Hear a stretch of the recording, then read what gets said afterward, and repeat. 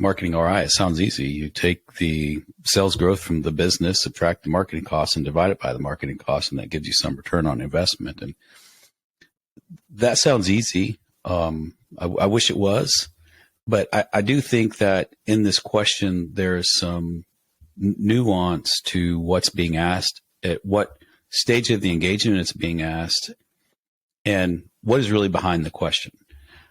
Because I think what is my ROI is a very different question than what are you doing for me, although I think they get thrown out sometimes interchangeably. I've outlined, I think there are 4 ways to determine value of a marketing engagement.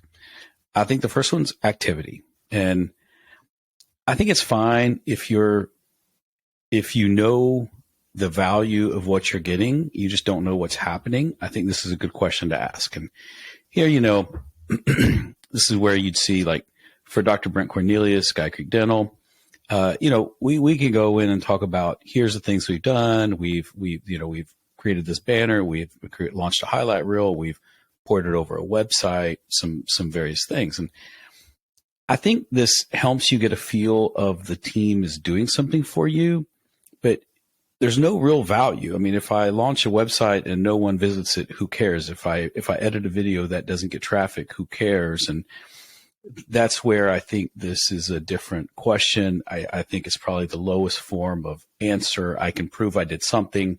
Was that something valuable is hard to say.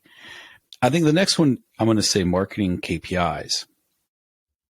And this is an example of the monthly report we would walk a client through.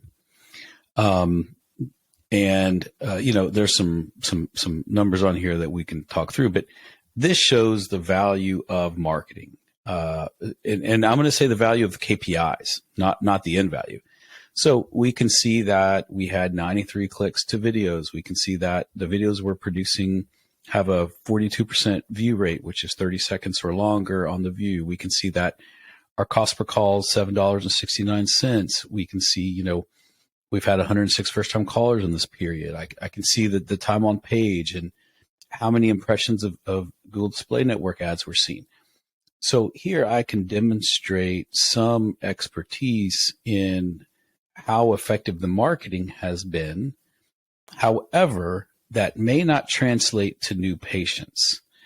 And so for that, I think that's kind of the next one is, I think then you have to look at the number of new patients. Now, we define new patient as D0150, not emergency, not limited. This is a fee-for-service practice. So if they're coming in as doing a comp exam, I can project out the value of that patient to the practice. And, from when we got engaged, when we started many years ago to today, he's obviously gone up. Now, he's a little flat, 2021, 2022. He has a very large practice. He's looking for an associate, and there's some capacity there. But I think this shows you that marketing was invested in and new patients have come. And I think this is probably the most sought after answer when someone says, what are you doing with my money? I saw more new patients than I used to. Now, that gets a little bit nuanced because dentistry is significantly more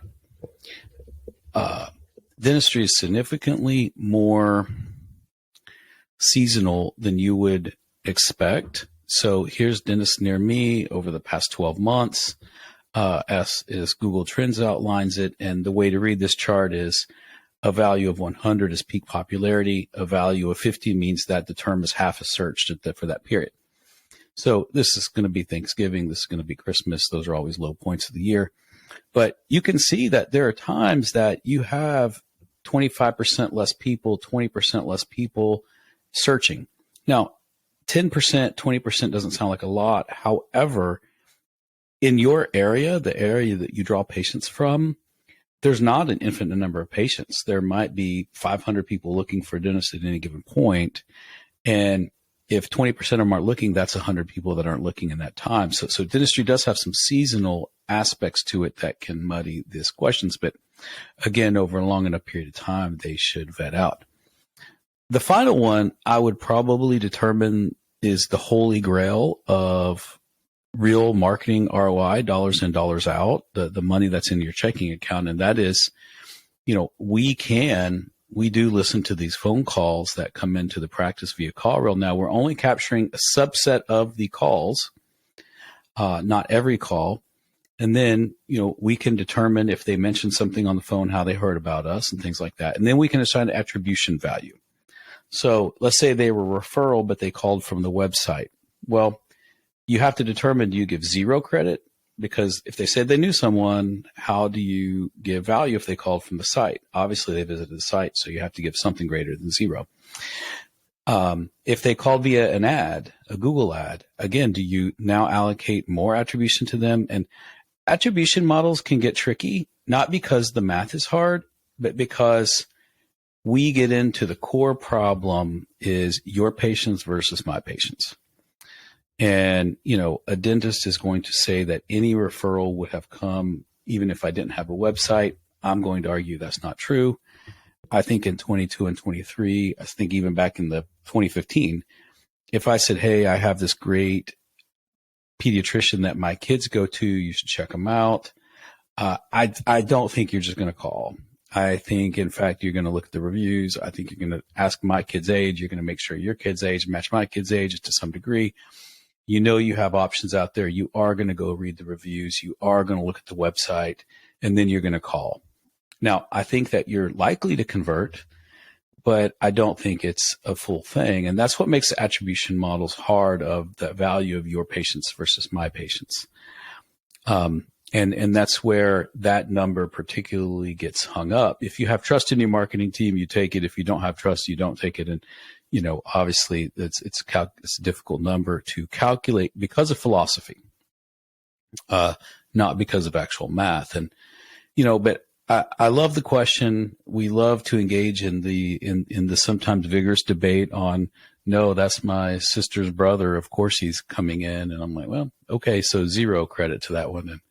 And, but, as you think about how your marketing ROI, what your marketing budget should be, how your practice is performing, I do think you have to take all these into account. I think your marketing team monthly needs to be accountable to marketing KPIs. I think quarterly, you really need to look at, how is my practice growing? Are we seeing more new patients than we used to? And then I think yearly or some regular, you need to a deeper analysis into how much value are these new patients generating for me, and not be scared of the question around attribution. I think all of them have a place in marketing, and I think all of them need to be part of the answer of, how are you spending my money?